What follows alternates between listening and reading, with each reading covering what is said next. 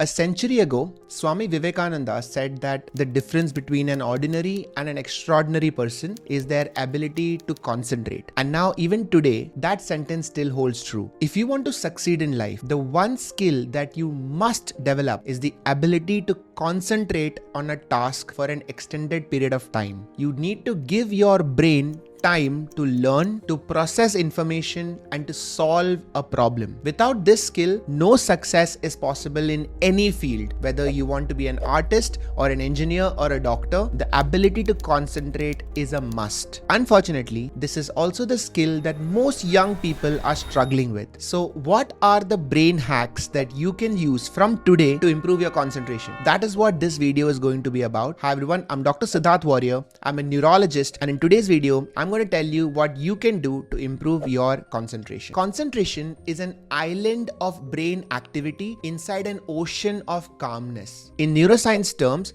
there is an island of sympathetic state within a background of parasympathetic activity. That means that your brain is giving a lot of importance to one thing while giving very little importance to everything else. So how do you create this bubble? You do this by creating 5 bubbles. Number 1 is a bubble of time. Set aside a window of time where you are going to concentrate. This was also described in the Pomodoro technique, where you set aside 20 minutes to focus on something, and then you take a few minutes break, and then you again come back to a 20-minute window. While this is a great strategy, it is also important to know at what time of the day will you attempt this. For some people, concentration comes more easily in the mornings, while for others, it is easier to concentrate at night. Find out at what point in your circadian rhythm you are able to concentrate more, and try to schedule your day and your work times around that cycle. A mistake that a lot of people make is thinking that they will be able to concentrate at the drop of a hat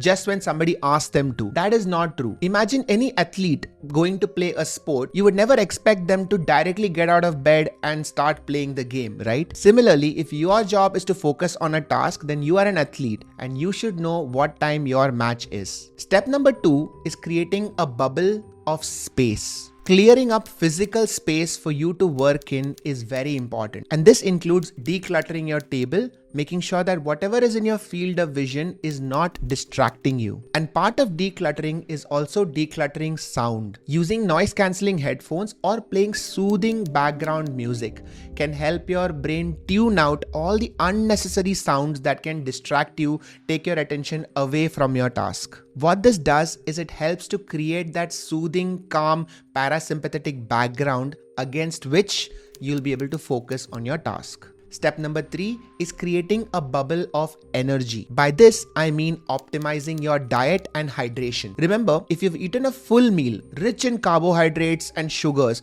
just before you sit to focus, you will struggle a lot more. Try to have your meal 30 to 60 minutes before your task. Eat light food that is rich in proteins and antioxidants. Also important to know that hunger pangs can also be distracting. So if you are somebody not used to fasting, make sure that you do eat something before your time of focus. That being said, if you are used to fasting, there are several studies showing how a fasted period often leads to the highest level of concentration. So that is something that you should try out for yourself and figure out if fasting works for you. And another important point here is hydration. Dehydration can lead to increased sympathetic activity in your body, and that can make it more difficult for you to focus. Keep yourself well hydrated, keep a bottle of water next to you at all times, and this will also help you keep your focus on your task. Step number 4 is creating a bubble of task itself. Avoid multitasking. Make sure that in one concentration bubble, you are only allowing yourself to do one thing.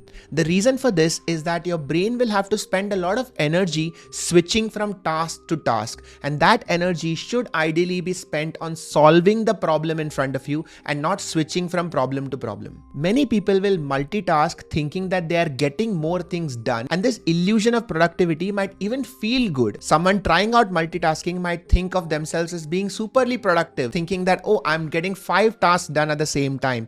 But what they don't understand is that they are getting 5 things done superficially. And in the long run, it is always better to do one task well and then switch on to the next. And finally, the 5th bubble that you need to create is a bubble of thought. The more thoughts you have in your mind, the harder it is to concentrate. The only way to reduce the number of thoughts in your mind is through meditation and deep breathing.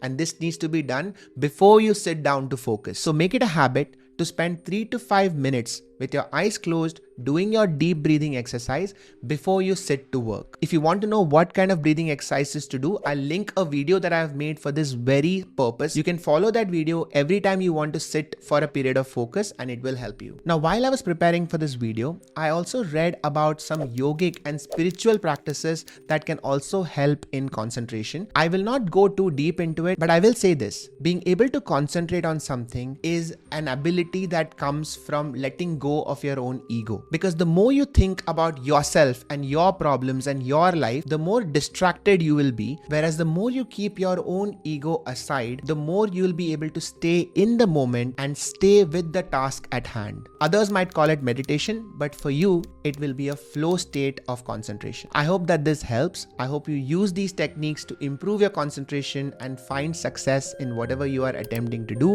I wish you all the best, and I will see you all in the next video.